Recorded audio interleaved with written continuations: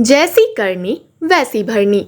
एक बूढ़ा आदमी शंकर लाल, जो कि अपनी पत्नी मीना, बेटे अमित और बहू पिंकी के साथ गांधीनगर में रहता था, उसकी बहू पिंकी उनके साथ अच्छा बर्ताव नहीं करती थी। एक दिन, बहू, मेरा ये चश्मा टूट गया है, दिखने में बहुत परेशानी होती है, सब धुंधला सा नजर आता है। तू अमित से कहकर मेरा नया चश्मा बनवा देना। सासू माँ, आप भी ना कुछ भी बिना सोचे समझे बोलती हैं। एक तो इतने खर्चे होते हैं, अरे हमारे घर का खर्चा तो सही से चल नहीं पा रहा है और ऊपर से आपको ये चश्मे की पड़ी है। अगर इसे नया लेने गए तो 1000 रुपए से कम का नहीं आएगा, पता भी है आपको। और वैसे भी आपको कहीं आना जाना तो होता नहीं है, इस टूटे चश्मे से ही काम चलाओ, जब पैसे आएंगे तब सोचेंगे। ये कहकर पिंकी वहाँ से चली जाती है। फिर वहीं पर मीना के पति आ जाते हैं और कहते हैं, तुम क्यों अपने टूटे चश्मे के लिए उसे कहती हो? इतने सालों में बहू ने हमारा सम्मान नहीं किया तो आज क्या करेगी? तुम चिंता मत करो, मैं कुछ कामकाज ढूंढ लेता हूँ। तभी वहां पर उनका छोटा पोता अंश आ जाता है। दादी, देखो मैं तुम्हारे लिए क्या लाया हूँ। क्या बेटा, क्या लाए हो तुम? आपका चश्मा टूट गया था ना, इसीलिए ये नया वाला लाया हूँ। चलिए अब ये पुराना चश्मा उतार के फेंक दीजिए और ये नया वाला पहनिए और बताइए कि कैसा है। शंकर लाल और मीना एक दूसरे को देखकर मुस्कुराते हैं और मन ही मन ये सोचते हैं कि कम से कम उनका पोता तो उनका सम्मान करता है। अरे दादी, बताइए ना कैसा है। अरे बेटा, मुझे तो सब साफ दिखाई दे रहा है, तू तो मेरे कलेजे का टुकड़ा है, आ मेरे पास। एक दिन अमित अपने पिता के पास आता है। पिताजी, आपने पुराना वाला घर अभी तक क्यों रखा है? हमें उसे अब बेच देना चाहिए और आज के हिसाब से अच्छे दाम मिल जाएंगे। मैं भी तो कितनी बार कह चुका हूँ, मेरे जीते जी वो घर नहीं बिक सकता, वो हमारा पुश्तैनी घर है। तू क्यों उस घर के पीछे पड़ा है? जाओ यहाँ से अब। अरे पिताजी, ये सब छोड़ भी दीजिए मोह माया, कहाँ उस घर के पीछे पड़े हैं? अब आपके पूजा पाठ के दिन है पिताजी, उसमें ध्यान लगाइए। ये जमीन जायदाद सब हम पे छोड़ दीजिए। अब आप इस उम्र में इनकी चिंता क्यों करते हैं? मैं हूँ ना, मैं सब देख लूंगा।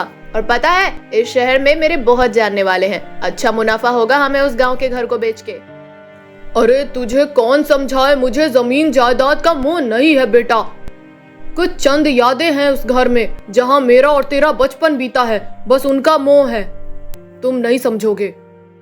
आपसे तो बात ही करना बेकार है पिताजी।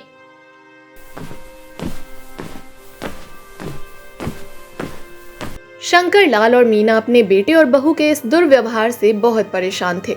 उनके बेटे और बहू उनके साथ दुश्मनों जैसा व्यवहार करते थे। एक दिन जब अंश घर आता है तो देखता है कि उसकी माँ पिंकी अपनी सास को बहुत भला बुरा कह रही थी।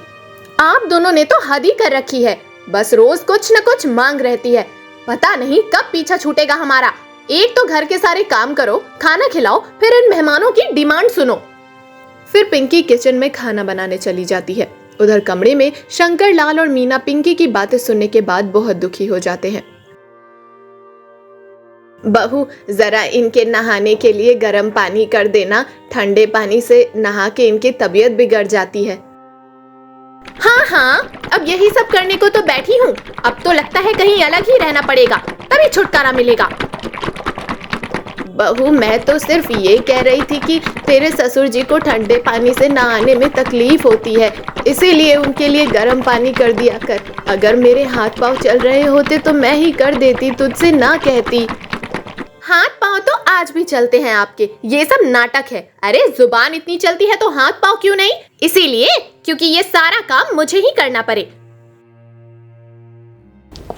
पिंकी वहां से चली जाती है। अंश अपनी दादी के साथ इतना दुर्व्यवहार देखकर गुस्से से पागल हो जाता है और वो गुस्से में अपनी माँ के पास जाता है। माँ, ये तुम किस तरह से दादी के साथ व्यवहार करती हो? इस तरह से भला बात करते हैं? अरे तुझे नहीं पता बेटा, उनके वो तमाम तरह के नाटक रहते हैं, तू ये सब छोड़, मुझे तुझसे एक बात करनी है, वो भी खुशखबरी वाली। कैसी खुशखबरी माँ? अरे तेरे पिताजी ने अपने दोस्त की बेटी मधु से तेरा रिश्ता तय कर दिया है। क्या माँ, मधु से? मैं और मधु तो एक अच्छे दोस्त हैं। मैंने मधु से शादी के बारे में कभी सोचा तक नहीं। अरे नहीं सोचा तो अब सोच लेना। चल जाके पढ़ाई कर। फिर अगले दिन अंश और मधु बाहर एक दूसरे से मिलते हैं और बातें कर रहे होते हैं। मधु, हमें पता है कि हम दोनों की शादी की बातें चल रही है। घर वाले हमारी शादी करवा देंगे, पर मैं तुम्हें एक बात अभी से बता देना चाहता हूँ। क्या अंश, बोलो। यही कि मेरी माँ एक अच्छी सास नहीं बनेगी, क्योंकि वो एक अच्छी बहू नहीं है। पर अंश, मैं तो आंटी को बचपन से जानती हूँ। वो तो बहुत अच्छे स्वभाव की हैं। वो स्वभाव पता नहीं मेरे दादा दादी के लिए तो नहीं दिखता। उन्हें तो हर वक्त बुरा भला कहती रहती हैं। मैं चाहता हूँ कि उनको पता चले कि वो गलत कर रही हैं। मैंने कुछ सोचा है मधु, क्या तुम इसमें मेरा साथ दोगी? हाँ, तुम जैसा कहोगे मैं वैसा ही करूंगी अंश। मैं तुम्हारे साथ हूँ। फिर थोड़े दिन बाद मधु और अंश की शादी हो जाती है और मधु अब पिंकी की बहू बनकर घर आ जाती है। बहू, ये देख, मैंने तेरे लिए ये नया सोने का हार बनवाया है। अरे, ये भी कोई हार है? मैंने तो सोचा था कि आप मुझे एक हीरे का हार देंगी। पर ये क्या, आपने तो मुझे ये बेकार सा हार दे दिया। मैं तो इसे कभी ना पहनूं। सासू माँ, इसे आप ही पहन लीजिए, ठीक है? पिंकी को ये सुनकर गुस्सा आ जाता है और वो मधु पर बरस पड़ती है। बहू, मैं तुम्हारी सास हूँ, मुझसे तमीज से बात किया करो, नहीं तो अच्छा नहीं होगा, समझी? मैं क्या समझती थी और तुम क्या निकली? अरे सासू माँ, मैं भी आपकी बहू हूँ, आप भी मुझे ये धमकी मत दीजिए। अरे आपको तो पता ही है मेरे पिताजी वकील हैं। अगर आपने मुझ पर कोई अत्याचार किया ना, तो एक ही बार में आपको अंदर करवा दूंगी। हाँ। मधु अंश की तरफ देखकर मुस्कुराती है और मीना और शंकर लाल भी देखते रह जाते हैं। मधु कैसे अपनी सास की गलतियों का उसी की भाषा में उसे एहसास दिलाती है। अब पिंकी अपने कमरे में जाके रो रही होती है और अंदर ही अंदर पछताती है।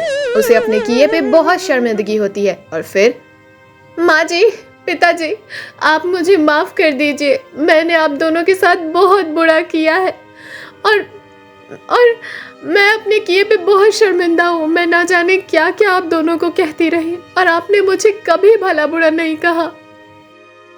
कोई बात नहीं बहू, तुझे एहसास हो गया, हमारे लिए यही काफी है। माँ जी, आप मुझे माफ कर दीजिए। मैंने भी आपके साथ अच्छा बर्ताव नहीं किया। पिंकी मधु को माफ कर देती है। अब सभी खुशी खुशी रहने लगते हैं। इस कहानी से ये सीख मिलती है कि अगर आप किसी के भी साथ बुरा करते हैं तो आप ये जान लीजिए कि आपके साथ भी आगे चलकर बुरा ही होगा। इसीलिए आपको किसी के साथ बुरा नहीं करना चाहिए। ऐसी ही और मजेदार वीडियोस देखने के लिए हमारे चैनल को सब्सक्राइब करें।